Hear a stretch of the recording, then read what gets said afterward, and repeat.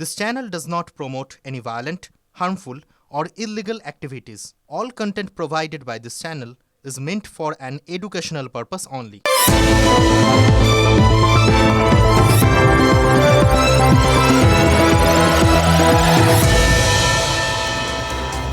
সংস্কৃত একটা শ্লোকের কথা আজ বারবার খালি মনের মধ্যে ঘুরে ঘুরে আসছে, জানেন তো?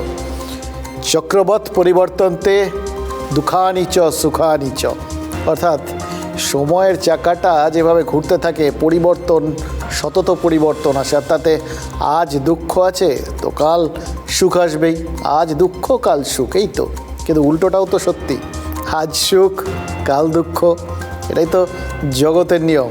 সেই জন্যই তো কবি লিখেছিলেন যে চিরদিন কাহারও সমান নাহি যায়, চিরকাল যে কারোর সমান যায় না। এই কথাটা অবশ্য বাংলার বাঙালিকে নতুন করে মনে করিয়ে দেওয়ার দরকার নেই, কারণ বাঙালির মনে আছে এবং বাঙালি যেটা করছে বা যেটা দেখতে পাচ্ছে সেই ভাবনাটাকে রিনিউ করছে। আর তার জন্য কৃতিত্ব একজনই দাবি করতে পারেন, যিনি নিজেকে দিয়ে, ওই দধিচি যেরকম নিজের অস্থি দিয়ে অস্ত্র তৈরি করতে দিয়েছিলেন, ঠিক সেরকম শেখ শাহজাহান নিজেকে উৎসর্গ করে বাঙালিকে এই শ্লোকটা আবার মনে করিয়ে দিয়েছেন। এটা জীবনের সার সত্য বুঝিয়ে দিয়েছেন, চিরদিন কাহারও সমান নাহি যায়। আর ওই কোথাও দুঃখ থাকলে সুখ আসবে, আবার সুখ থাকলে দুঃখ আসবে। এই দুদিন আগে ভেবে দেখুন তো শেখ শাহজাহানের কী অবস্থা ছিল। তার বিরুদ্ধে গোটা সন্দেশখালি ক্ষেপে ছিল। ক্ষেপে শুধু ছিল না, তাদের অভিযোগটা সেটাও তো মারাত্মক ছিল, সেটাই মোস্ট ইম্পর্টেন্ট। তাদের অভিযোগ কী ছিল? অভিযোগ ছিল যাবতীয় অত মানুষ, তাদের সবার নাকি জমি, বাড়ি, মাথার ছাদ, মহিলাদের সম্ভ্রম সব নাকি কেড়ে নিয়েছিলেন তিনি, সব নাকি তার কাছে গচ্ছিত ছিল।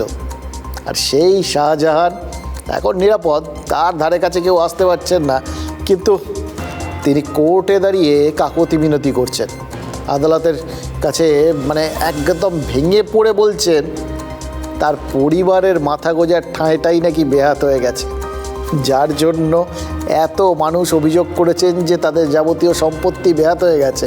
আর তিনি বলছেন তার সম্পত্তি বেবাগ বেহাত হয়ে গেছে।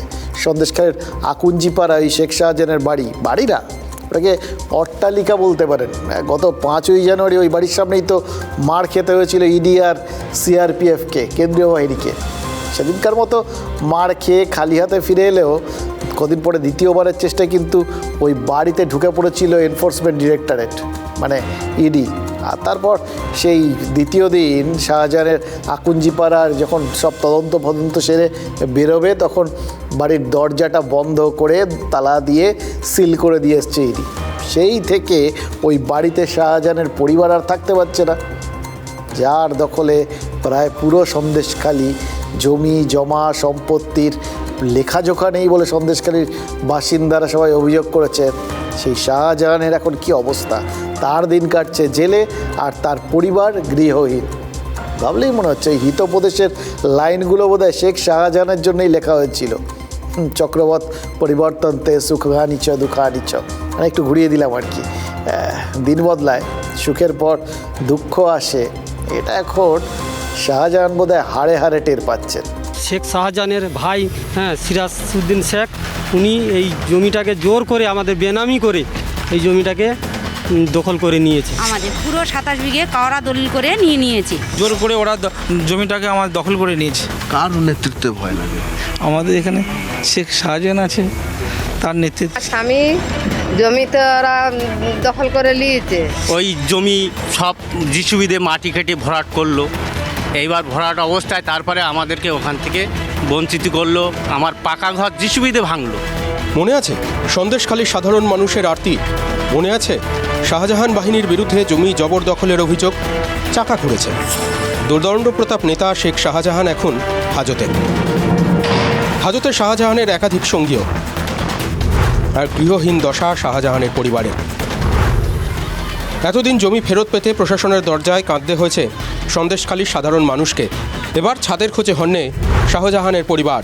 আকুঞ্জিপাড়ায় বাড়ি ফিরে পেতে আদালতে দ্বারস্থ হয়েছেন শেখ শাহজাহান। শাহজাহানের আকুঞ্জিপাড়ার বাড়ি তল্লাশির পর সিল করেছে ইডি। 5ই জানুয়ারি ওই বাড়িতেই তল্লাশি চালাতে গিয়ে আক্রান্ত হতে হয়েছিল ইডিকে। বাড়িটি এখনও বাজেয়াপ্ত করেনি ইডি, তাই পরিবারের সদস্যদের থাকতে দেওয়ার আবেদন করছেন শাহজাহান। আদালত জানিয়েছে ইডিকে নথি দেখাতে পারলে তবেই আপাতত থাকার অনুমতি মিলবে। ইডির কাছে নথি দিয়ে প্রমাণ করতে হবে তাঁরা শাহজাহানের পরিবারের সদস্য। ছাদ কতটা জরুরি শাহজাহান কি বুঝছেন? ভাগ্যের পরিহাস কি একেই বলে?